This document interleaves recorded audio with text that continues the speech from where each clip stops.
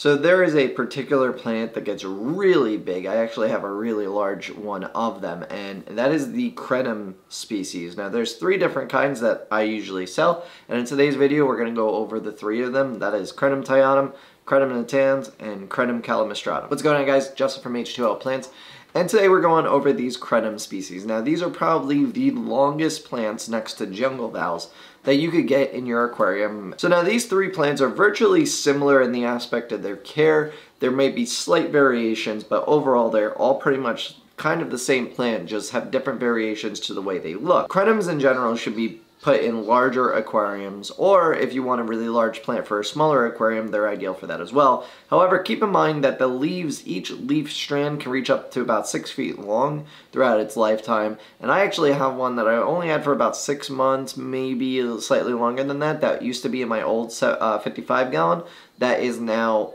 well over 6 feet long. We actually ripped it out not too long ago. I posted it up on Instagram, and I will definitely be showing you guys the clip of it. It's just massive, and it is a really big plant. Now that plant was Crinum Thaianum. As you can see, the leaves are very, very long. They are very, very broad as well. So they get probably about 1 inch thick, and they just are tremendous plants. Now, they do take a while to get to that point, but once they establish, they take off, and that goes for all of these plants. So what's really good about these plants is because they are easy to take care of and they have very broad leaves pretty much, that they are really resilient to stuff like goldfish, cichlids, stuff like that. Now, if you have like a destructive Oscar, you may not be able to keep this plant, but it's worth a shot because if it does survive, it's a very beautiful plant, and you kind of usually have a big aquarium for those larger fish. So Crinums are another one of those plants that I would say give it a try to see if your plant can withstand the abuse of abusive fish if you have that in your aquarium. So let me show you a couple of the ones that I have here. Now, I don't have a Crinum Thaianum. I actually haven't gotten them in quite some time. I do get them in every once in a while, but they are a relatively rare species. They are actually endangered in their natural habitat, and most of the ones that we get in are cultured in the US, and they do take a while to eventually become mother plants that produce offshoots. So it does take a while to get them in, but Crinum Calamistratum is one, and that is this one right here. This is about the average size that a plant would be when you first get it. However, it will quickly outgrow this current size once it's planted in some good nutrient substrate, and that is one thing.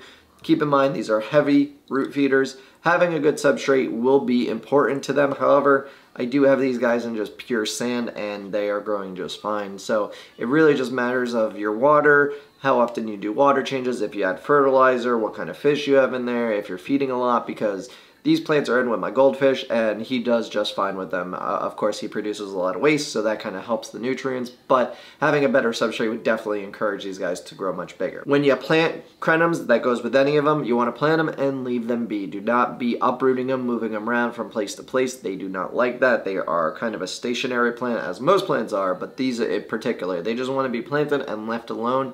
Don't be messing with them. Now, I'm actually going to open this guy up so I could show you kind of the, I guess, anatomy, if you will, of a Crinum type plant, and so you could get a better understanding of it. I'm just going to rip the rock wool off. Nice large white root here. So this is what the Crinum would look like. Pretty much this is standard for all of them. You have the roots here, typically will come out of the base, and then of the base you have the stalk of the plant that goes up here, and then the stalk is actually comprised of all the leaves. The stalk is the leaf, essentially. As the leaves peel, think of layers of an onion. These are actually called water onions, so it makes sense. And they peel back layers as the leaves grow. Now, one thing to keep in mind, if you have any larger plants, now this is a smaller plant, so I wouldn't really worry about it here, but Crinum Thaianums that we get sometimes are massive.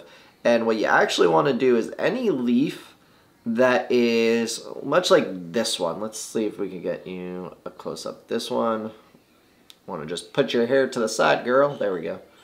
So you see this little leaf right here poking out? Now typically what you would want to do is actually want to remove this leaf entirely, because this leaf is not helping the plant at all. It is just simply there. It's died back. It's no longer going to grow any bigger, and it's really not doing anything for the plant.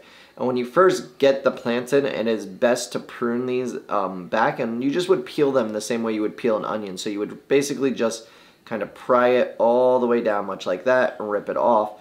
And you want to remove the outer layers of the plant like I'm doing here.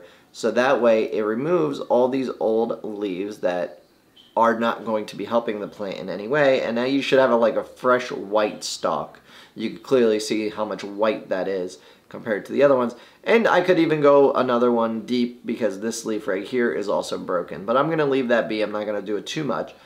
But with Crinum Thaianums and the other plants is sometimes you get them and they're large. The Crinum Thaianum bulb is like almost like the size of a baseball sometimes. They are really big when we first get them. So it's ideal that you peel back those extra layers that are sitting there because they eventually just rot and don't help the plant in any way. Now when you plant the plant, you want to only bury up to right at the top of where the roots are coming out of. So you can see here, this is essentially the bulb of the plant.